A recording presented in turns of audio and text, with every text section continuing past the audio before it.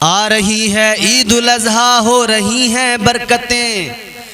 आ रही है ईद उल अज़हा, हो रही हैं बरकतें। जानवर कुर्बान करके खूब लूटो रहमतें। अशरे ज़िलहिज्जा है ये मेरे अजीज़ों, इसकी बड़ी फजीलतें बयान फरमाई गई। मेरे मुस्तफ़ा करीम ताजदारे मदीना वाली कौनैन ने फरमाया, अशरे ज़िलहिज्जा यानी ज़िलहिज्जा के ये 10 दिन मेरे आका फरमाते हैं, इन 10 दिनों में यानी इन 10 दिनों में जो इंसान इसकी रातों में इबादतें करता है, हुजूर ने फरमाया उसे शबे बारात में इबादत करने का जो सवाब मिलता है वही सवाब अल्लाह इसमें अता फरमाता है। और 9 ज़िलहिज्जा तक जो रोज़े रखे, 10 ज़िलहिज्जा को तो रोज़ा नहीं रखा जाएगा क्योंकि वो 3 दिन अय्याम नहर है, कुर्बानी के दिन है, उसमें रोज़ा रखना हराम है। मगर इस महीने के शुरू के 9 दिन जो इंसान रोज़ा रखता है, बड़ी फजीलतें बयान की गई। जो इंसान ये 9 रोज़े रखता है, मेरे आका ने फरमाया हर रोज़े के बदले अल्लाह उसके 1 साल के गुनाह मुआफ़ फरमा देता है। हर रोज़े के बदले अल्लाह 1 साल के गुनाह बख्श दिया करता है। ये 10 दिन बड़े मुक़द्दस, बड़े पाकीज़ा हैं। फिर आता है वो दिन जब कुर्बानियाँ की जाती हैं, और मुस्तहब ये है कि अशरे ज़िलहिज्जा के अंदर जो बंदा कुर्बानी करे, जो शख्स अल्लाह की रज़ा के लिए जानवर को कुर्बान करे, उसे चाहिए कि वो उन 10 दिनों के अंदर अपने बाल नहीं कटवाए, नाखून नहीं कटवाए। बाल न कटवाना, नाखून न काटना ये मुस्तहब है। जो कुर्बानी कर रहा है और जो कुर्बानी नहीं कर रहा, उसके लिए भी हुजूर अलैहिस्सलाम ने फरमाया, मेरे मुस्तफ़ा करीम की बारगाह में एक सहाबी आए, कहने लगे या रसूल अल्लाह गरीब हूँ, कुर्बान करने के लिए जानवर नहीं है। अर्ज करने लगे या रसूल अल्लाह एक जानवर मेरे पास है जो अमानत के तौर पर है, किसी ने मुझे दिया है, आका बताइए क्या करूं, क्या मैं उसको कुर्बान कर दूं? मेरे मुस्तफ़ा करीम ने फरमाया उसकी कुर्बानी करना तुम्हारे लिए जायज़ नहीं, तुम्हारे लिए दुरुस्त नहीं। तो वो शख्स कहने लगा या रसूल अल्लाह फिर तो मैं महरूम रह जाऊंगा कुर्बानी से। मेरे मदनी करीम आका ने फरमाया अल्लाह ताला ने गरीबों का भी बड़ा ख्याल रखा है, गरीबों पे भी बड़ा करम किया है। मेरे आका ने फरमाया सुनो, तुम अगर कुर्बानी का सवाब हासिल करना चाहते हो तो गरीबों की कुर्बानी ये है, गरीब को चाहिए कि अशरे ज़िलहिज्जा में अपने बाल ना काटे, अपने नाखून ना काटे, और जैसे ही कुर्बानी का दिन आए, कुर्बानियाँ हो जाएं, वैसे ही अपने बाल काट ले, अपने नाखून काट ले, अल्लाह ताला उसकी भी कुर्बानी कबूल कर लेगा, उसे भी कुर्बानी का सवाब अता फरमाएगा। तो गरीबों दिल छोटा ना करो, ये है इस्लाम कहता है तुम भी कुर्बानी का सवाब हासिल करो, तुम्हारी कुर्बानी ये है, ऐसे करो तुम कुर्बानी। ऐ गरीबों इस तरह से मेरे मुस्तफ़ा के फरमान पर अमल कर लो, तुम्हें कुर्बानी करने का सवाब मिलेगा, ये है तुम्हारी कुर्बानी। ऐ गरीबों खुश हो जाओ, ये कुर्बानी है तुम्हारे मेरे लिए, हम जैसे गरीबों के लिए। अब मैं एक बात और अर्ज कर दूं, नाखून ना काटना, बाल ना काटना ये मुस्तहब है, ये फर्ज नहीं है, वाजिब नहीं है। अगर किसी ने बाल काट लिए, नाखून काट लिए, तो क्या उसकी कुर्बानी नहीं होगी? बिल्कुल होगी। ये मुस्तहब अमल है, ये मुस्तहब है, ना काटें। अगर काट लिए कुर्बानी फिर भी कबूल होगी, लेकिन नहीं काटोगे तो और मजीद सवाब अल्लाह अता फरमाएगा, और ज़्यादा रहमतें बरकतें दामन में आएंगी, और ज़्यादा अल्लाह के इनाम व इकराम और उसकी नवाजिशात के हकदार बन जाओगे। ऐ मेरे अजीज़ों, ये अशरे ज़िलहिज्जा, ये 10 दिन जो हैं बड़ी फजीलतों के हामिल हैं, बड़ी अहमियतों के हामिल हैं। मेरे मदनी करीम आका ने ताजदारे मदीना ने इनकी फजीलत बयान फरमाई है। ऐ लोगों अपनी कुर्बानियां कर रहे हो तो कुर्बानियों में इन 10 दिनों का कुर्बानी करने वाले लोग भी और जो कुर्बानी नहीं कर रहे वो लोग भी बड़ा एहतमाम भी करें और इन 10 दिनों का एहतराम भी करें। और इन 10 दिनों में आप अल्लाह से उसका कुर्ब हासिल करो, परवरदिगार से उसका कुर्ब मांगो, अल्लाह से उसका कुर्ब हासिल करो, परवरदिगार आलम से उसका कुर्ब मांगो। खुदा की कसम अल्लाह इन 10 दिनों में रहमतें बरकतें नाजिल करता है। अल्लाह ताला 10 दिनों के अंदर रहमतों बरकतों का नुज़ूल करता है। अल्लाह को राज़ी कर लो इन 10 दिनों के अंदर। ये मौका अब मिला है, क्या मालूम ज़िंदगी कितनी है, पता नहीं, खबर नहीं कि आने वाला साल मिले न मिले, आने वाला जो अशरा है ज़िलहिज्जा का वो मैसर हो या ना हो। ज़िंदगी का कोई भरोसा नहीं, सांसों का कोई भरोसा नहीं। ये तौफीक अल्लाह ने इस बार दी है, ये मौका मिला है, तो इस मौके को हाथ से न जाने दो, न गवाओ, बल्कि इसमें अपने रब को राजी कर लो, परवरदिगार को राजी कर लो। अल्लाह ताला ने ये 10 दिन इनमें बड़ी बरकतें रखी हैं और इन 10 दिनों में हलाल जानवर लोग अपने घरों पर लाते हैं। पहली ज़िलहिज्जा से तैयारियां करने लगते हैं, कुर्बानी के जानवर लाने लगते हैं अपने घरों में। उनको बाकी जानवरों से अलग रखकर उनको नहलाना, धुलाना, तैयार करना, साफ सुथरा रखना उनके लिए एक अलग ही बात होती है। जानवर को देखकर पता लग जाता है ये कुर्बानी का जानवर है, और जो कुर्बानी करने के लिए लाया वो तो करता ही करता है। जो 1 साल से जानवर को पाल रहा था कि कुर्बानी के मौके पर बेचूंगा, वो भी उस जानवर को सजा के तैयार करके रखता है कि आने वाला आए, देखे, खरीद के ले जाए। उसके यहाँ पर 10 जानवर बंधे हो, लेकिन वो एक कुर्बानी का जानवर, अल्लाह ताला उस जानवर को ऐसा मुमताज कर देता है, उन 10 जानवरों में अलग नजर आता है, मुख्तलिफ नजर आता है। वो बताए भी नहीं ना अगर, तो अट्रैक्शन ऑटोमेटिक उसकी तरफ होता है। वो जानवर दिल को भाता है, अच्छा लगता है। क्यों? क्योंकि वो कुर्बानी का जानवर है। ऐ लोगों, जिस जानवर का नाम रख दिया जाए कि ये कुर्बान किया जाएगा, उस जानवर को देखो बाकी जानवरों में अलग हो जाता है। उस जानवर को देखो तो उसकी मोहब्बत आने लगती है, उस जानवर का प्यार आने लगता है, वो जानवर अच्छा लगने लगता है। और मेरे मुस्तफ़ा करीम ने यही तो सिखाया, कुर्बानी के जानवर के साथ में अच्छा सलूक करो।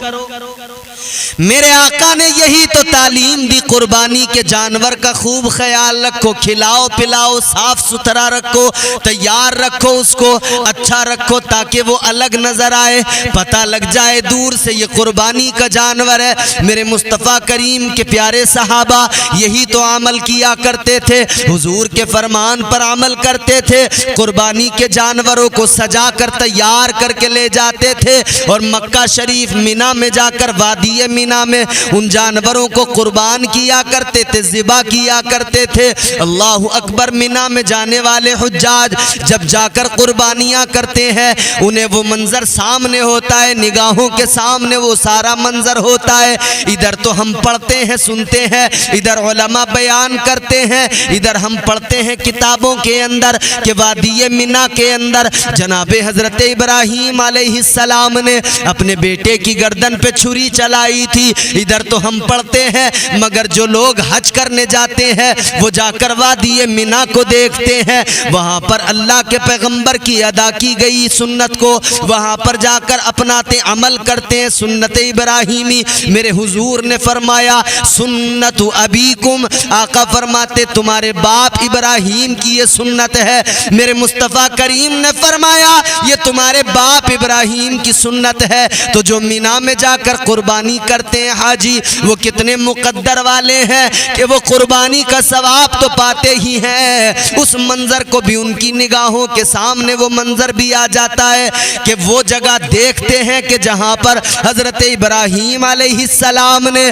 परवरदिगार की खुशनुदी और रजा के लिए अपने बेटे की गर्दन पे छुरी रख दी थी। वो मंजर भी उनकी निगाहों के सामने होता है। और हुज्जाज कराम इस वक्त उन वादियों को देख रहे हैं, वहाँ अरकान हज अदा करेंगे, अरकान हज अदा करेंगे हुज्जाज कराम। अल्लाहु अकबर। वो कितने मुकद्दर वाले हैं ना, जिन्हें काबे का तवाफ और जिन्हें अरकान हज अदा करने का मौका अल्लाह ने अता फरमाया है।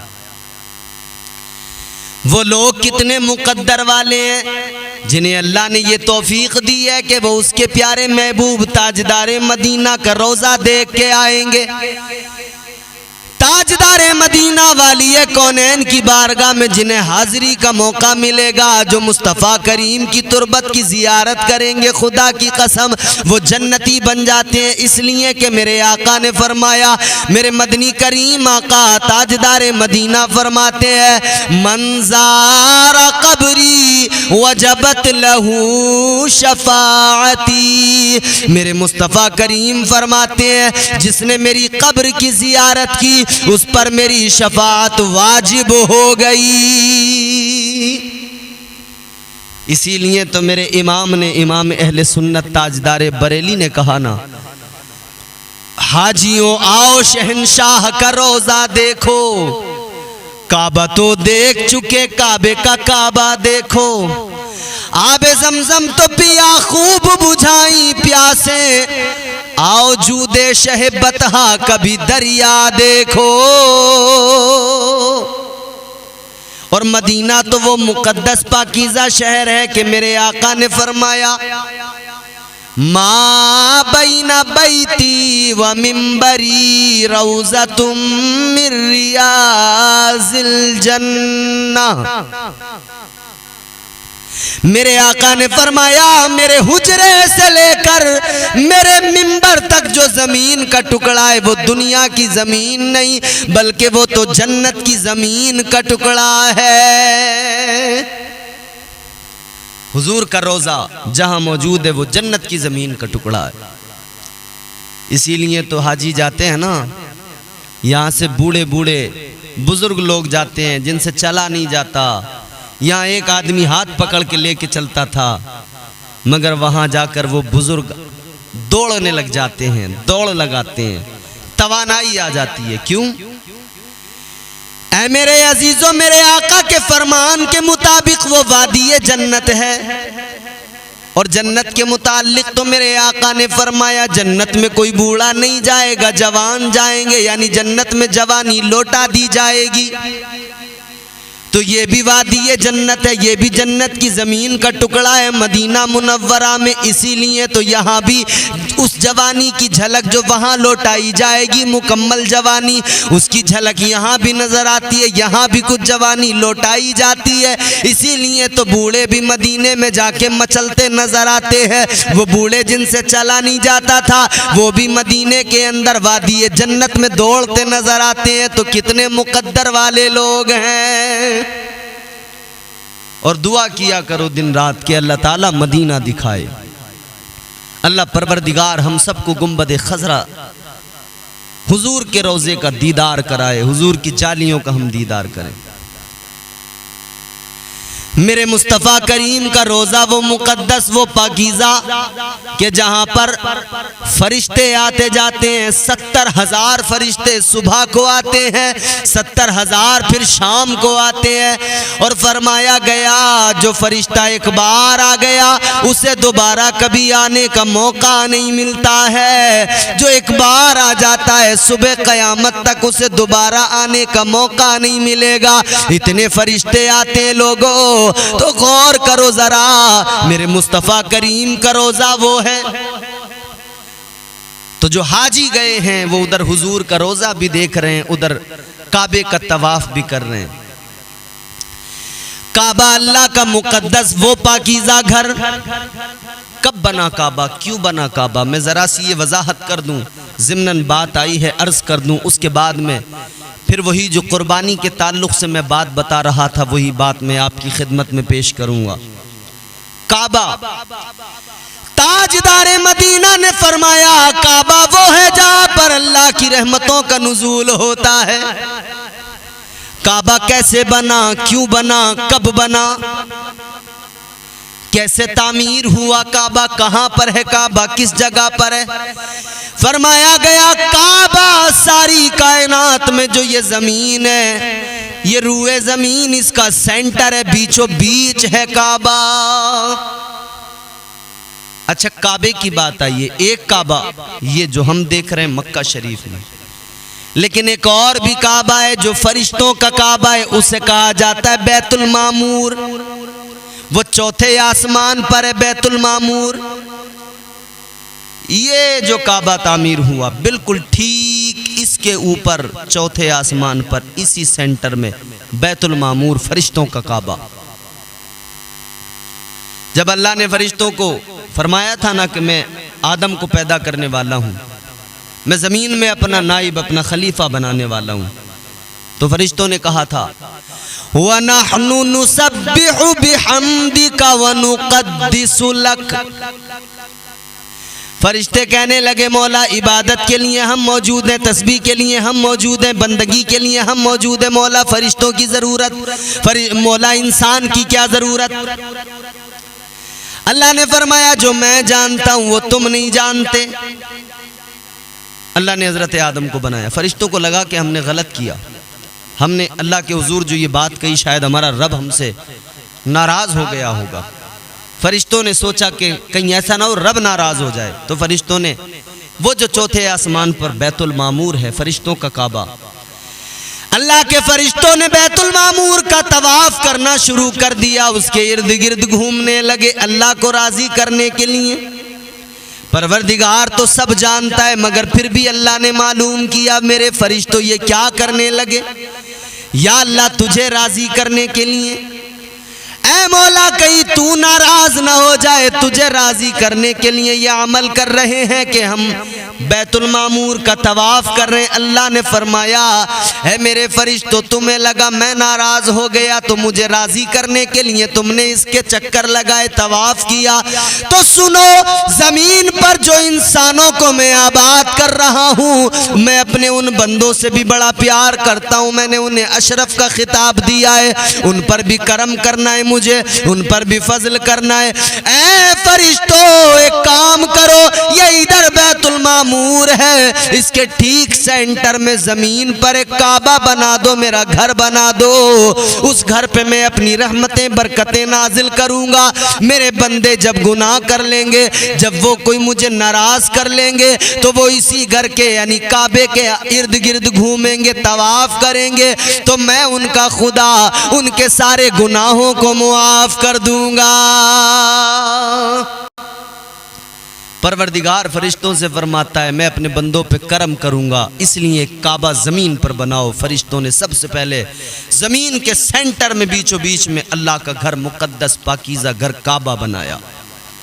ये काबे की तारीख़ है। काबा फरिश्तों ने सबसे पहले तामीर किया, फिर हज़रत आदम अलैहिस्सलाम ने काबे को तामीर किया, फिर दीगर अंबिया ने, मगर फिर बाद में हज़रत इब्राहीम अलैहिस्सलाम ने काबा तामीर किया। हज़रत इब्राहीम अलैहिस्सलाम, हज़रत इस्माईल अलैहिस्सलाम, दोनों बाप बेटों ने काबा तामीर किया, काबे की इमारत को तैयार किया। हज़रत इब्राहीम मेमार का मिस्त्री का काम कर रहे हैं, बेटा जो है वो हेल्प कर रहा है। हज़रत इस्माईल मजदूर का काम कर रहे हैं, हेल्प में लगे हुए हैं। जब काबे की तामीर मुकम्मल की तो अल्लाह की बारगाह में दुआ कर रहे हैं, मौला हमने तेरा घर बना दिया, तेरा घर तामीर कर दिया, तू करम कर, इनाम ये दे दे, उजरत नहीं इनाम। या अल्लाह उजरत नहीं इनाम ये अता फरमा दे कि परवरदिगार तू अपने प्यारे महबूब आखिरी पैगंबर को मेरी नस्ल में, मेरे बेटे इस्माईल की नस्ल में पैदा फरमा दे। इस खित्ते को आबाद फरमाने के लिए, इस खित्ते को आबाद करने के लिए, इस खित्ते को आबाद कर दे मौला, और यहाँ पर अपने प्यारे महबूब को पैदा फरमा दे। हज़रत इब्राहीम अलैहिस्सलाम ने काबा तामीर किया। वही वादी है, वादी गैर ज़ी ज़रा, जहाँ पर कभी अपने बेटे अपनी बीवी को तन्हा छोड़ दिया था हज़रत इब्राहीम ने अल्लाह के हुक्म की वजह से। जब हज़रत हाजरा ने कहा था इब्राहीम कहाँ जा रहे हो छोड़कर, किसके हुक्म से, फरमाया अल्लाह के हुक्म से। हज़रत हाजरा ने कहा अल्लाह के हुक्म से छोड़ के जा रहे हो तो छोड़ के चले जाओ, क्योंकि हुक्म जिसका है मुहाफिज भी वही है, हिफाजत भी करने वाला वही है, हमारा मुहाफिज अल्लाह है।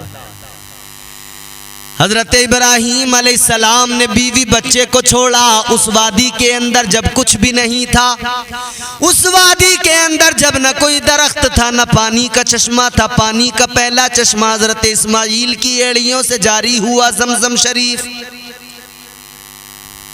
तो फिर वहाँ पर आबादी भी हो गई, फिर अल्लाह का घर भी तामीर हो गया।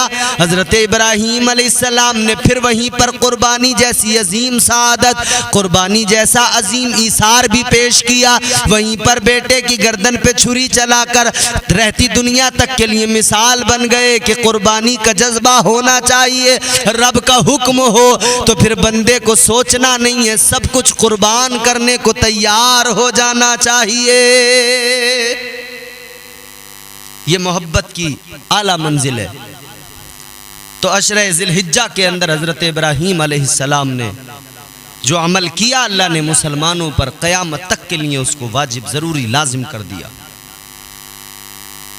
सारे हाजी मिना में जाकर कुर्बानी कर रहे हैं, इधर हम लोग कर रहे हैं, लेकिन गरीब लोग जो कुर्बानी नहीं कर सकते, मेरे हुजूर ने फरमाया गरीबो गम ना करो। हुजूर ने तालीम दे दी, मेरे सहाबी अपने बाल न कटवाना, नाखून न कटवाना। फिर जब ईद का दिन आए, ईद उल अज़हा का, तो फिर तुम क्या करना, कुर्बानियाँ जैसे ही हों, कुर्बानियाँ होने के बाद तुम फ़ौरन जाकर अपने बाल काट लेना, अपने नाखून काट लेना, तुम्हें भी कुर्बानी का सवाब मिल जाएगा, ये तुम्हारी कुर्बानी हो जाएगी।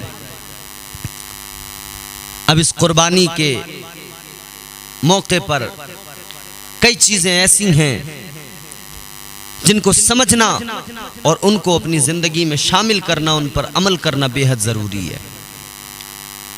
एक बात तो ये ज़रूर जहन में रखें कि ये कुर्बानी को मामूली न समझें। एक बदबख्त, एक जाहिल इंसान ने ये कहा था कि कुर्बानी करना क्या ज़रूरी है, और उसने तो यहाँ तक कहा था कि ये जो कहते हो कि दुम्बा जन्नत से आया, हज़रत इस्माइल के फ़िदिये के तौर पर ज़िबा हुआ, वो बदबख्त कहता क्या जन्नत कोई दुम्बे पलने की जगह है कि जहाँ पर दुम्बे पाले जा रहे हैं। मगर वो जाहिल नहीं जानता, परवरदिगार आलम ने जन्नत कोई ऐसी छोटी तो नहीं बनाई ना जैसा तेरा कोई छोटा सा घर है। जन्नत में अल्लाह ने वो सब कुछ रखा है जो तू सोच नहीं सकता, तेरे वहमो गुमान से बाहर है। अल्लाह की तख्लीक है, ये कायनात अल्लाह ने बनाई है, इस पर ही गौर करने लगो। वो चीज़ अल्लाह ने पैदा की है, अक्ल हैरान रह जाती है। अगर आप अल्लाह ताला की मखलूक़ात को देखने लगो तो ऐसी ऐसी मखलूक अल्लाह ने पैदा की, आप हैरान रह जाओगे। अगर आप फलों को देखने लगो, वो फल अल्लाह ने बनाए, जायके अलग, खुशबुएं अलग, उनका टेस्ट अलग, अक्ल हैरान रह जाती है। और अक्ल फौरन कहती है कि मैं हार गई, मैं थक गई, ये काम है तो सुपर पावर अल्लाह का काम है और किसी का काम ये है ही नहीं।